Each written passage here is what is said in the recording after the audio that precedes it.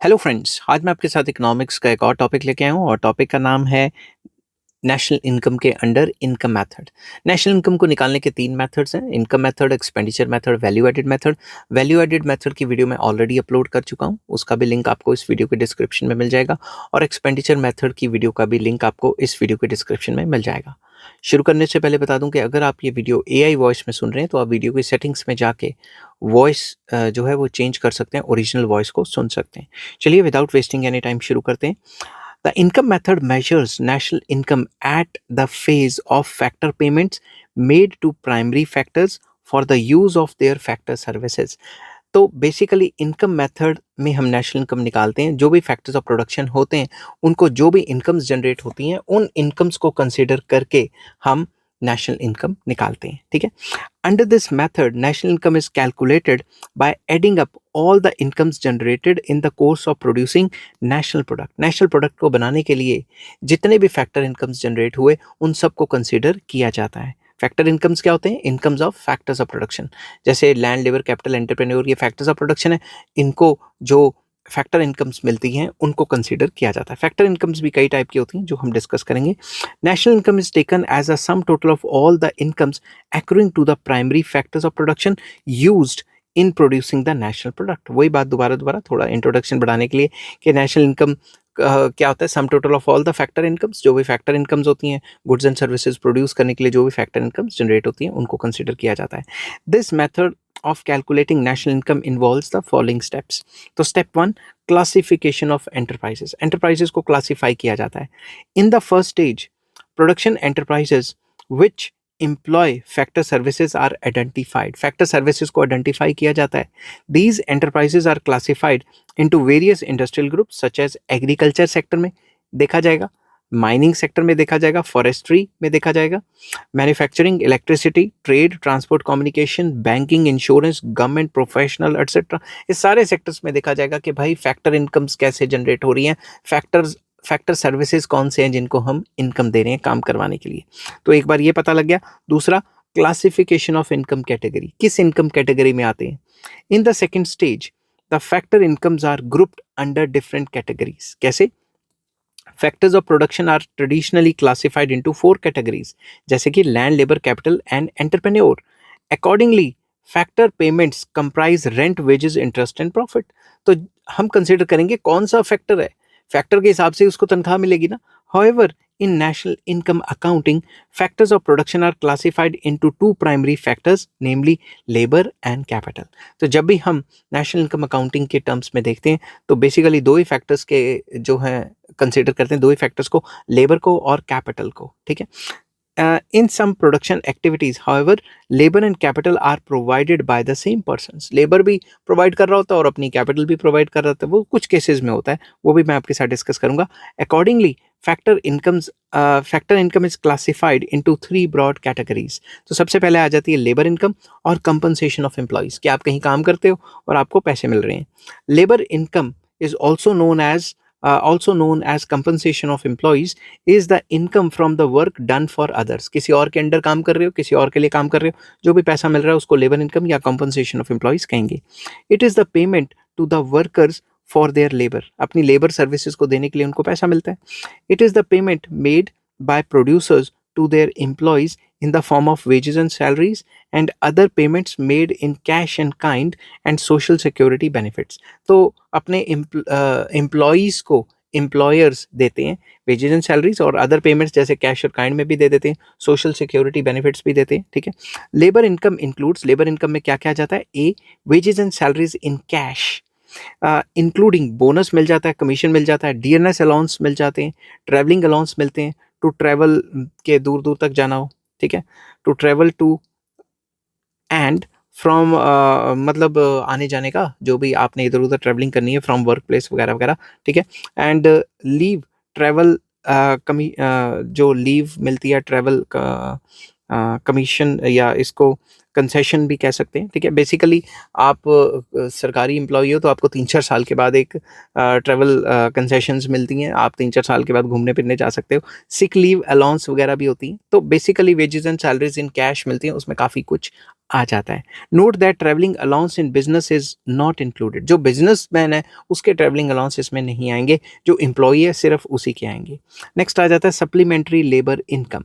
Supplementary labor income in the form of employers' contribution towards the social security schemes for employees, such as provision of retirement pension, provident fund, group insurance, gratuity etcetera. जो employers हैं वो अपने employ को supplementary income भी provide करते हैं, जैसे उनकी इंश्योरेंस करवा दी, ग्रेचुटी दे दी, या रिटायरमेंट पे पेंशन दे दी, प्रोविडेंट फंड लगा दिया, एट्सेट्रा एट्सेट्रा, ठीक है। तो retirement benefits are included in the estimation of national income as these are like deferred wages. Basically ये डेफर्ड वेजेस ही होते हैं, क्योंकि काम तो किया ही है बंदे ने ना। They relate to factor services rendered by recipients of these pensions prior to their retirement. Retirement से पहले तो काम किया ही है, इसलिए ये सारी चीज़ें नेशनल इनकम में इंक्लूड होती हैं। However old age pensions are not included in the national income. जो ओल्ड एज पेंशंस हैं उनके लिए तो वो तो बूढ़ों को दे रहे हैं, समझ की बात, वो नहीं ऐड होती। क्यों? क्योंकि वो तो ट्रांसफर पेमेंट्स होती हैं, these are treated as transfer payments. तो ओल्ड एज पेंशन या पेंशन ऑन रिटायरमेंट दो अलग अलग चीज़ें हैं। It is important to note here that the contributions made by the employees themselves towards social security schemes are not included in the social security contribution while estimating compensation of employees, since they are paid out of wages and salaries. अगर जो employees हैं वो अपने खुद के पैसे की insurance करवा लेते हैं तो वो इसमें नहीं इंक्लूड होगी, क्योंकि वो तो उनकी खुद की सैलरी से जा रही है। तो सोशल सिक्योरिटी स्कीम्स में सिर्फ वही पैसा इंक्लूड होता है जो एम्प्लॉयर करवा रहा है। एम्प्लॉय खुद की इनकम से करा रहा है वो नहीं इंक्लूड होगी, क्योंकि वो तो खुद की इनकम तो पहले इंक्लूड हो चुकी है। तीसरा आ जाता है payment to employees in kind, like rent free accommodation, घर दे दिया रहने को, फ्री मेडिकल फैसिलिटीज दे दी, फ्री एजुकेशन फैसिलिटीज दे दी, फ्री और सब्सिडाइज फूड दे दिया या यूनिफॉर्म्स दे दी, फ्री ट्रांसपोर्टेशन दे दी, रिक्रिएशन या हॉलीडेइंग की फैसिलिटी दे दी, क्रचेस की फैसिलिटी दे दी एम्प्लॉयज़ के जो बच्चे हैं उनके लिए, या फिर फ्री इलेक्ट्रिसिटी दे दी। ये सारी चीज़ें वेजेस इन काइंड में कंसीडर की जाती हैं, ठीक है। तो अब मोटा मोटा कंपनसेशन ऑफ एम्प्लॉयज़ में क्या क्या आ जाता है? Wages and salaries in cash भी होती हैं, इन काइंड भी होती हैं, और employees contribution to social security जो मैंने अभी बताई, और तीसरा पेंशन ऑन रिटायरमेंट। ये सारी चीज़ें हम कंसिडर करते हैं कंपनसेशन ऑफ एम्प्लॉयज़ में। नेक्स्ट आ जाता है operating surplus, very important. It is the income earn from ownership and control of capital. जो भी आप कैपिटल को, पूंजी को कंट्रोल करते हो, उसकी ओनरशिप या कंट्रोल से जो पैसा बनता है उसे ऑपरेटिंग सरप्लस कहा जाता है। It is also known as income from property and entrepreneurship. तो इसको हम ये भी कह सकते हैं कि ये इनकम जनरेट होती है प्रॉपर्टी से या एंटरप्रेन्योरशिप से। कैपिटल इनकम इंक्लूड्स, इसमें आ जाता है रेंट, और इसमें आ जाता है इंटरेस्ट, रॉयल्टीज, डिविडेंड्स, या फिर undistributed profit of the corporations before corporation tax and profits of the government enterprises. Government के स्पेलिंग मैंने कैसे गलत लिख दी है, रुको 2 मिनट सेट करता हूँ। स्पीड में कभी कभी हो जाता है। तो गवर्नमेंट एंटरप्राइजेस के भी जितने भी प्रॉफिट्स हैं वो भी सारे इसमें आ जाते हैं। अब rental payments are incomes to people who own land and buildings and rent them out. Rental incomes तब खड़ी होती हैं जब आप कोई ज़मीन खरीदते हो, घर खरीदते हो, या कोई फैक्ट्री खरीदते हो, उसको रेंट पे चढ़ा देते हो, तो रेंटल इनकम्स आती हैं आपके पास। The income from rent includes rent on land as well as rent on buildings. तो रेंट आपको लैंड पे भी मिल सकता है, बिल्डिंग्स पे भी मिल सकता है। It may be noted that rent of self-occupied houses in the form of imputed rent is also a part of rental income. अगर आप खुद के घर में रह रहे हो तो वो imputed rent की श्रेणी में आ जाएगा, imputed rent की consideration में आ जाएगा, तो उसका estimated rent भी national income में add होगा. The households may receive rent when they rent out their houses, and they may stay in the rented houses where they may, मतलब खुद के घर में भी रह सकते हो, बाहर के रेंट भी दे सकते हो। तो जब रेंट देते हो वो तो नेशनल इनकम का पार्ट है ही है, क्योंकि रेंट भी तो किसी की फैक्टर इनकम है। बट दूसरी तरफ अगर खुद के घर में भी रहते हो तो इम्प्यूटेड रेंट भी जो है वो इंक्लूड होता है नेशनल इनकम में। Therefore rental income is taken as net rent. Rental income को नेट रेंट में ही कंसिडर किया जाता है, ग्रॉस रेंट नाम की कोई चीज़ नहीं होती, ठीक है। Royalty income consist of income received for granting the rights of mining to others and royalties earned from patent and copyrights. Basically royalty income वो होती है, आपने कोई गाना गा दिया, कोई चीज़ ऐसी बना दी जो आपकी है, वो किसी और को यूज़ करने के लिए आप दे रहे हो, तो उसे कॉपीराइट या पेटेंट राइट्स ले रहे हो या रॉयल्टीज़ ले रहे हो, बेसिकली उसको हम रॉयल्टी इनकम कहते हैं। फिर interest payments are incomes received from lending to others, किसी और को पैसे देने, उससे जो भी कमाई होगी उसे रेंटल इनकम कहेंगे। It includes interest received from landing to business firm को भी दे सकते हो, या गवर्नमेंट के बॉन्ड्स ले सकते हो, गवर्नमेंट को भी लेंड कर सकते हो। Net interest paid by commercial banks जो आपको नेट इंटरेस्ट देता है वो आ जाता है। Imputed interest on life insurance policy पे भी जो रेंट इंटरेस्ट जनरेट होता है वो भी इसमें आ जाता है। तो बेसिकली किसी भी टाइप का इंटरेस्ट जो भी आप कमाते हो अपनी पूंजी को, पैसे को लेंड करके, वो आ जाता है। पीपल में बोथ रिसीव एंड पे इंटरेस्ट, रिसीव भी कर सकते हैं, अगर आपने पैसे दिए हुए हैं, अगर आपने पैसे लिए हुए हैं तो आपको रेट ऑफ इंटरेस्ट देना पड़ता है। Therefore, we include only net interest in factor incomes. तो factor incomes में सिर्फ net interest ही आता है। Next, income earned by entrepreneur from entrepreneurship in the form of profits known as income from entrepreneurship। जब भी कोई एंटरप्रेन्योर प्रॉफिट कमाता है वो जो प्रॉफिट है वो भी ऑपरेटिंग सरप्लस का एक पार्ट होता है। इट इंक्लूड्स, प्रॉफिट में क्या क्या आ जाता है, कॉर्पोरेशन टैक्स, वो टैक्स जो सरकार के पास चला जाता है, डिविडेंड्स एंड अनडिस्ट्रीब्यूटेड प्रॉफिट्स। तो corporation tax is the tax imposed on profits earned by the companies जितना भी पैसा कमाती हैं उसमें से जो सरकार उनके ऊपर टैक्स लगाती है उसे कॉर्पोरेशन टैक्स कहते हैं। Dividend is that part of profit which is distributed to share holders of the companies. Company के जो शेयर होल्डर हैं उनको प्रॉफिट का एक हिस्सा डिस्ट्रीब्यूट किया जाता है जिसको हम डिविडेंड कहते हैं। Large companies do not distribute their entire income to the share holder in the form of dividend. जो बड़ी बड़ी कंपनियां सारा का सारा प्रॉफिट शेयर होल्डर में नहीं बांटती, they keep some part of income with them in the form of undistributed profit, ताकि अगर कल को फर्दर उनको पैसे की ज़रूरत पड़े तो उसी पैसे में से निकाल के इन्वेस्टमेंट्स की जा सके। This undistributed profit is kept in the form of corporate savings to be used for undertaking investment by the company. तो उसी पैसे को फर्दर इन्वेस्टमेंट के लिए इस्तेमाल किया जाता है। तो मोटा मोटा ऑपरेटिंग सरप्लस में क्या आ जाता है, income from property and income from entrepreneurship. Income from property में रेंट, इंटरेस्ट, रॉयल्टीज आ गई, और एंटरप्रेन्योरशिप के अंदर वही प्रॉफिट वाली बात आ गई। तो प्रॉफिट के अंदर corporation tax, dividend and distributed profit, तीनों चीज़ें कंसिडर करते हैं हम। थर्ड टाइप की जो इनकम आ जाती है उसे हम कहते हैं mixed income. Very important, mixed income is composed of labour income and capital income of those persons who provide labor and capital services in the production process। Production process में कुछ लोग अपनी लेबर सर्विसेज भी देते हैं, production process में capital services भी देते हैं, तो वो जो भी कमाई करते हैं उनको मिक्स्ड इनकम कहा जाता है। Such income is partly labour income and partly capital income. It is a mixture of income from work and income from property. आप कहीं नौकरी भी कर रहे हो, ऊपर से आपने घर भी लिया हुआ है, रेंट पे चढ़ाया हुआ है, ठीक है, प्रॉपर्टी एंड एंटरप्रेन्योरशिप से भी आपका पैसा आ रहा है। Mixed income includes the incomes of own account workers and income of unincorporated enterprises. तो बेसिकली खुद का काम करना या फिर जो अनइनकॉर्पोरेटेड सेक्टर में जो बंदे काम कर रहे हैं, इस टाइप की इनकम्स को हम बेसिकली मिक्स्ड इनकम की श्रेणी में डाल देते हैं। Such incomes includes earnings from agriculture से आ रही है, ट्रेडिंग से आ रही है, ट्रांसपोर्ट से आ रही है, या सोल प्रोप्राइटरशिप से आ रही है, various professions like legal and medical profession से भी आ रही है, and incomes of own account works like plumber का काम कर लिया या कोई कारपेंटर का काम कर लिया और साइमल्टेनियसली रेंट पे भी घर दे दिया, तो 3-4 जगह से इनकम्स आ रही होती, तो उसको मिक्स्ड इनकम कहा जाता है। नेक्स्ट स्टेप आ जाता है estimation of domestic factor income. अभी सारी इनकम्स को टोटल कर लेंगे तो डोमेस्टिक फैक्टर इनकम बन जाएगी। In the third stage, the domestic factor income is estimated. Incomes paid out by each producer enterprise is estimated by adding together three kinds of incomes, namely compensation of employees, operating surplus and mixed income। जो अभी तीन ऊपर करवाएं, इन सबको total कर लेंगे, which gives the measure of domestic factor income। तो तीनों को ऐड करके डोमेस्टिक फैक्टर इनकम हमें मिल जाएगी। अब डोमेस्टिक फैक्टर इनकम के अंदर net factor income from abroad डालेंगे तो नेशनल इनकम मिल जाएगी। तो स्टेप 4 आ जाता है estimation of net factor income earned from abroad. In the last stage, net factor income earned from abroad is added to the domestic factor income to arrive at national income। national income को निकालने के लिए domestic income में net factor income from abroad डालना पड़ेगा। net factor income from abroad is the difference between factor income arising out of factor services rendered by normal residents of a country to the rest of the world and factor income arising from factor services rendered to them by the rest of the world. Simple words में, बाहर से जो पैसा आया हमें, यहाँ के लोग बाहर जाके काम करते हैं, बाहर से जो उन्होंने भेजा, माइनस यहाँ पे भी तो फॉरेनर्स हैं, वो भी काम करते हैं, वो अपने कंट्री में या रेस्ट ऑफ द वर्ल्ड में भेजेंगे।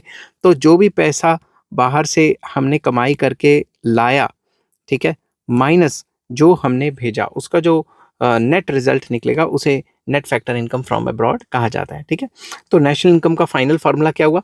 Compensation of employees, operating surplus, mixed income, ये मिला के तो डोमेस्टिक इनकम बन गई, but net factor income from abroad को ऐड करते ही हमें इसको नेशनल इनकम बन जाएगी। अब अगर net factor income from abroad positive है तो नेशनल इनकम जो एनडीपी है, नेट डोमेस्टिक प्रोडक्ट है, उसमें ऐड ऑन हो जाएगा, और अगर ये माइनस में आ रहा है कहीं तो एनडीपी से कम नेशनल इनकम निकलेगी। ठीक है, अब precautions in estimation of national income by income method, income method को इस्तेमाल करते हुए हमें क्या क्या प्रिकॉशंस रखनी चाहिए? फर्स्ट आ जाता है, while calculating national income by income method, we should include the following two items since they constitute income in kind. कौन कौन सी? Value of production for self consumption such as agriculture products used by the farmers for the consumption of their families. जो भी self consumption के लिए good बना रहे हो, जैसे कि एग्रीकल्चर के जो फार्मर्स हैं वो अपनी कंजम्पशन के लिए फार्म में प्रोड्यूस करते हैं, वो भी नेशनल इनकम में कंसिडर करना है। और दूसरा, imputed rent of self occupied houses by the owners of these houses. अब खुद के घर में रह रहे हो तो रेंट बचा रहे हो, वो भी तो पैसा बच ही रहा है, कहीं और रहते तो रेंट देना पड़ता, तो वो पैसा भी आप इम्प्यूटेड रेंट, जो एस्टिमेटेड रेंट है सेल्फ ऑक्यूपाइड हाउसेज में, वो भी कंसिडर करेंगे। ठीक है, नेक्स्ट सेकेंड पॉइंट आ जाता है इसमें कि imputed value of the services provided by the owners of production units in production process should also be included. जो भी आप अपनी प्रोडक्शन यूनिट में खुद काम कर रहे हो और उसके बदले भी कुछ पैसा ले रहे हो, वो सर्विसेज की वैल्यू भी इंक्लूड करेंगे। The following items should not be included in the income for diverse reasons. कौन कौन सी चीज़ें इंक्लूड नहीं होनी चाहिए? ऑल ट्रांसफर इनकम्स या transfer payments like old age pension, old age बुढ़ापे में जो पेंशन मिलती है, पेंशन आफ्टर रिटायरमेंट नहीं बात हो रही, यहाँ पे ओल्ड एज पेंशन की बात हो रही है, तो सरकार कुछ पैसे बुजुर्गों को ऐसे दे देती है ताकि वो अपना गुजारा कर सके, या अनएम्प्लॉयमेंट अलाउंस मिलता है अनएम्प्लॉयमेंट रिलीफ के लिए, या स्कॉलरशिप्स मिल रही है स्टूडेंट्स को, या assistance given to government and other agencies to meet emergency situations like floods आ गए, ड्रॉट्स आ गए, et cetera. They should be excluded from the national income because they have been received without rendering any productive services in exchange of the मतलब in exchange in the current year में इसके बदले कोई भी काम नहीं करवाया गया। तो कोई भी ऐसा पैसा जिसके बदले कोई काम ना करवाया जाए, वन साइडेड हो, यूनिलेटरल हो, उसे ट्रांसफर पेमेंट्स या ट्रांसफर इनकम्स कहते हैं, उनकी वैल्यू नेशनल इनकम में ऐड नहीं होती। Such payments lead only to transfer of income from one pocket to another. तो पैसा ही मूव होता है, उसके बदले कोई गुड नहीं जनरेट होता या सर्विस जनरेट नहीं होती। These transfer incomes do not reflect any production of goods and services in the current year. Current year में कोई भी गुड एंड सर्विसेज, ये जो ट्रांसफर इनकम्स या ट्रांसफर पेमेंट्स हैं, ये नहीं जनरेट करती, इसलिए इनको इंक्लूड नहीं करना चाहिए। नेक्स्ट आ जाता है illegal incomes like income of smugglers, illegal drug traders, gamblers and illegal arms dealers are excluded from national income as they are the result of illegal activities and are unaccountable। तो जितनी भी illegal incomes हैं जिनका कोई हिसाब ही नहीं रहता, जो 2 नंबर में हमने कमाई हुई हैं, वो अनअकाउंटेबल होती हैं, इस वजह से उनको नेशनल इनकम में इंक्लूड नहीं किया जाता। Next, interest on national debt is excluded from national income since it is treated as transfer income on the assumption that the government borrowings are used for consumption purposes। जो भी interest होता है national date के ऊपर, जो सरकार ने कर्जा लिया उसके ऊपर जो भी इंटरेस्ट है, इसको भी नेशनल इनकम में इंक्लूड नहीं किया जाता, क्योंकि जब भी सरकार कर्जा लेती है, बोरो करती है, उस पैसे को कहीं ना कहीं कंजम्पशन पर्पज या लोगों के भले के लिए ही खर्च करती है। This is the national income this is the National Income Convention as public debt in the past was used for unproductive purposes. ये एक नेशनल कन्वेंशन है कि इसको यूज़ नहीं करना, क्योंकि पास्ट में देखा गया है कि जो भी सरकार कर्जा लेती है वो अनप्रोडक्टिव जगह पे खर्च कर देती है, इसीलिए इसको इंक्लूड नहीं किया जाता। फोर्थ पॉइंट आ जाता है interest on loans taken to meet consumption expenditure is not included in the national income since it is a non factor income. Basically जो भी आप लोन्स लेते हो, उसके ऊपर जो लोन्स लेते हो किसके लिए, कंजम्पशन के लिए लोन ले रहे हो, उसके ऊपर जो इंटरेस्ट जनरेट होता है वो भी नेशनल इनकम में इंक्लूड नहीं करना। It should be noted that interest on only those loans should be included in national income which are taken for production production के लिए, आप प्रोडक्शन के लिए इस्तेमाल कर रहे हो या गुड्स एंड सर्विसेज प्रोड्यूस कर रहे हो, उसके लिए जो लोन ले रहे हो वो नेशनल इनकम में इंक्लूड होगा, ना कि खुद की सेल्फ कंजम्पशन के लिए ले रहे हो उसके लिए लोन इंक्लूड, जो भी लोन लेते हो उसका रेट ऑफ इंटरेस्ट नहीं लगेगा। समझ की बात। नेक्स्ट आ जाता है fifth point, money income received from the sale of second hand goods, bonds and shares are not included या excluded from national income because they do not contribute anything to the current flow of goods and services। जो भी आप second hand good खरीदते बेचते हो या bonds and shares खरीदते बेचते हो, उनकी वैल्यू नेशनल इनकम में ऐड नहीं होती, क्योंकि वो उस साल के गुड्स एंड सर्विसेज के फ्लो को असर नहीं डालती, उसमें प्रोडक्शन पे कोई फर्क नहीं पड़ता। दीज ट्रांजेक्शन्स, जो भी ये ट्रांजेक्शन्स होती हैं बाई एंड सेलिंग की, दे reflect only changes in the ownership of pre existing output, कि भाई आपने ओनरशिप चेंज कर दी, किसी और ने खरीद लिया, आपने बेच लिया। However the commissions charge by the brokers on such transactions should be included in national income. जो भी ब्रोकर के थ्रू आप सेल परचेज करोगे, वो जो ब्रोकरेज चार्ज करता है, कमीशन चार्ज करता है, वो इंक्लूड होगी, क्योंकि वो तो ब्रोकरेज के लिए ही काम कर रहा है। Next, private transfer payments such as pocket money given by parents to their children, money given to elders by their children, gifts by employers to their employees, etc. are excluded as they are merely transfer of money from one individual to another। तो जो भी private transfer payments होंगी, pocket money दे दी, बुज़ुर्गों ने अपने बच्चों को दे दिया, बच्चों ने बुज़ुर्गों को जेब खर्च के लिए पैसे दे दिए, या एम्प्लॉयर ने अपने एम्प्लॉय को कोई गिफ्ट दे दिया, तो बेसिकली वो तो ओनरशिप ही चेंज हो रही है ना, एक जगह से दूसरी जगह, उसके बदले कोई गुड एंड सर्विस तो जनरेट नहीं हो रहा। नेक्स्ट, विंडफॉल गेन्स, कोई लॉटरी शॉटरी लग गई, such as income from lotteries should not be included as they do not contribute to current flow of goods and services. Lottery लगने से क्या होता है, हज़ारों बंदों ने लॉटरी खरीदी, हज़ारों बंदों का पैसा इकट्ठा होकर एक दो बंदों को चला गया, तो पैसे ही घूमे ना, उसके बदले कोई गुड या सर्विस तो जनरेट नहीं हुआ। इसलिए लॉटरी से भी जो आप इनकम जनरेट करोगे वो नेशनल इनकम इंक्लूड नहीं होती। In calculating national income we include profits before deducting corporation tax. तो बेसिकली जब भी हम नेशनल इनकम निकालेंगे तो प्रॉफिट को कंसिडर करेंगे before corporation tax. Corporation tax अभी डिडक्ट नहीं हुआ, उसको कंसिडर करेंगे। Therefore corporation tax should not B corporation tax should not be included separately. उसको कॉरपोरेशन टैक्स को अलग से ऐड करने की ज़रूरत नहीं है, क्योंकि प्रॉफिट का वो एक पार्ट है। Note that if total profits as well as 3 components of profits are given separately, अगर आपको प्रॉफिट के 3 कंपोनेंट सेपरेटली दिए हुए हैं, कॉर्पोरेशन टैक्स, डिविडेंड और कॉर्पोरेट सेविंग्स अलग से दिए हैं, तो तीनों को ऐड करके नेशनल इनकम, तीनों को ऐड करके प्रॉफिट निकालो, फिर उसको ऐड कर दो। We should include the gross profit and its 3 components should not be considered separately. Basically ये कहा हुआ है कि अगर आपको क्वेश्चन में प्रॉफिट भी दिया हुआ है और अलग से 2-3 कंपोनेंट भी दिए हुए हैं, तो प्रॉफिट को ले लो, इनको मत लो, क्योंकि अगर इनको भी लेंगे प्रॉफिट में तो वो डबल काउंटिंग हो जाएगी। और अगर प्रॉफिट नहीं दिया हुआ, ये तीनों कंपोनेंट दिए हुए हैं, तो तीनों को ऐड करके प्रॉफिट निकाल लो। समझ की बात, यही चीज़ दी हुई है ताकि कंफ्यूजन ना हो। Taxes like wealth tax, death duties, gift tax etcetera are paid not out of the current income but out of the past savings. इस वजह से hence they should not be regarded as a part of national income. तो जो भी taxes लगते हैं, wealth tax पे लगता है, वो तो अपने पुरानी कमाई की हुई है ना, या फिर डेथ ड्यूटीज़ या गिफ्ट टैक्स वगैरह जो भी लगता है, इनको हम नेशनल इनकम में कंसिडर नहीं करेंगे। नेक्स्ट आ जाता है 10th point, income tax should be included only if such taxes are deducted as TDS। TDS क्या होता है, tax deducted at source by the employers from wages and salaries. Wages and salaries से अगर tax को deduct कर दिया, फिर हम कंसिडर करेंगे इसको, नहीं तो नहीं करेंगे। To that extent wages and salaries received by the employees will be less than the income actually earned by them.